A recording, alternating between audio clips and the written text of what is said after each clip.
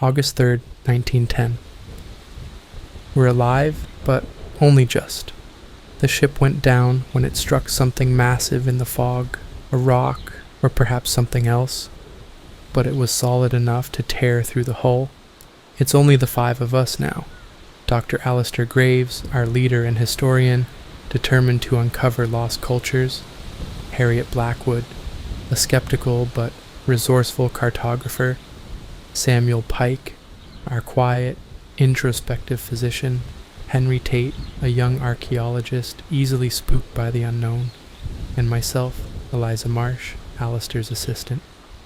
The island lies blanketed in fog, and the air feels heavy, thick, almost as if it's weighing on us. Alistair insists the island holds ancient secrets and claims he saw glimpses of structures among the trees. Harriet mutters about curses, but as always, she relents to him. I'm just thankful to have made it to shore, though something feels off. This place is silent, except for an occasional whisper carried by the wind. I keep glancing over my shoulder, feeling as though someone or something else is here. August 5th, 1910. After an exhausting trek, we found a ruin. Pillars covered in moss, etched with strange symbols. At first, they looked like simple patterns, but the longer I stared, the more I saw scenes. People gathered in worship, surrounded by shadowy figures. Alistair seems intoxicated, talking of destiny and unlocking mysteries. Henry, wide-eyed and pale, warns us to leave it alone, but Alistair ignores him, insisting we camp here for the night. Samuel says he feels watched. I thought I heard whispers too, but they seemed to know my name. The others dismissed it as the sea wind. August 6th, 1910. Last night, a pale light emanated from the ruins. We all saw it, though none of us dared approach, none except Alistair. He seems entranced, speaking of divine revelations. This morning, we found Henry crouched by the ruins, murmuring in a language we didn't recognize, tracing the carvings until his fingers bled. He's barely lucid now, only staring at the symbols with a strange reverence. Harriet wants to leave him behind, but as Samuel insists he'll recover, the fog grows denser each day, and I swear I saw figures moving within it. August 7th, 1910. A scream woke us. Harriet's tent was empty, her compass and tools scattered outside. Tracks led into the jungle, but no matter how far we searched, she was gone. Alistair believes she left to explore more ruins. I found a symbol carved into the trees near where her trail disappeared. It looked like an eye, watching, always watching. The fog presses in on us, almost as if it's alive, tightening its hold each day. Henry still won't speak.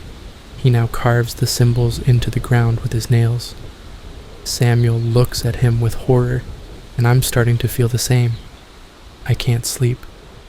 I see movement in the shadows, and the fog never stops whispering. August 8th, 1910. Samuel was next. He tried to escape in the night, muttering about needing to leave, speaking of shadows in the fog that know his thoughts. Alistair stopped him, demanding he stay until we're done, until the island has shown itself. They argued, and Alistair changed.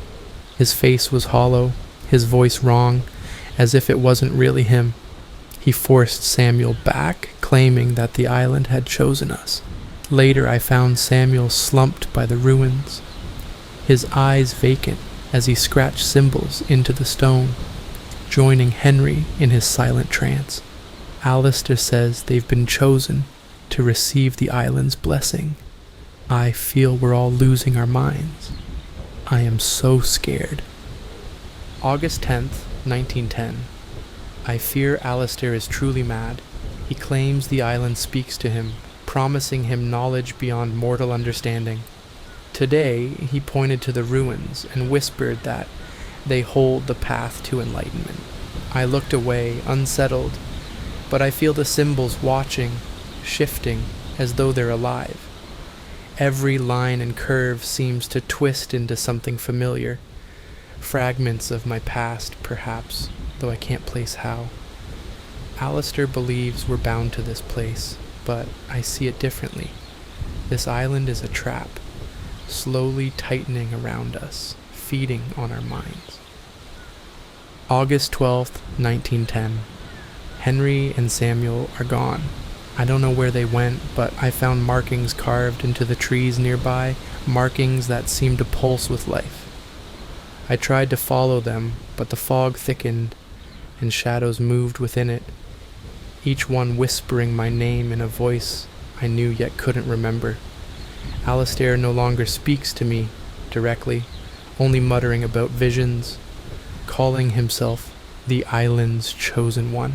His eyes are empty, as though his spirit has already been consumed by the island. I feel myself slipping too, struggling to hold on to my own thoughts. If I don't leave soon, I fear I'll become like him. August 15th, 1910. Alistair took me to the ruins one last time, saying he wanted to share the truth. He spoke of eternity, of merging with the island and becoming one with its knowledge. At first, I didn't understand, but then I saw them, Henry, Samuel, and Harriet. Their bodies lay at the foot of the altar, twitching in strange, rhythmic spasms. Their eyes were open, but there was no life in them, only an endless empty stare. Alistair whispered, "They've ascended." He believes they're transcending, but I see only death. I feel the island pulling me, urging me to join them. I'm not sure I can resist. August 16th, 1910. I couldn't stay. I ran. The island is consuming them, and I refuse to be its prey. I took the rowboat, but even as I left, the fog chased me, thickening around the shore. Alistair's voice still whispers in my mind, urging me to return, to embrace the knowledge. My own thoughts feel muddled, corrupted, as though I'm forgetting why I left. In the distance, I saw Harriet standing by the water's edge, her face hollow, watching me go.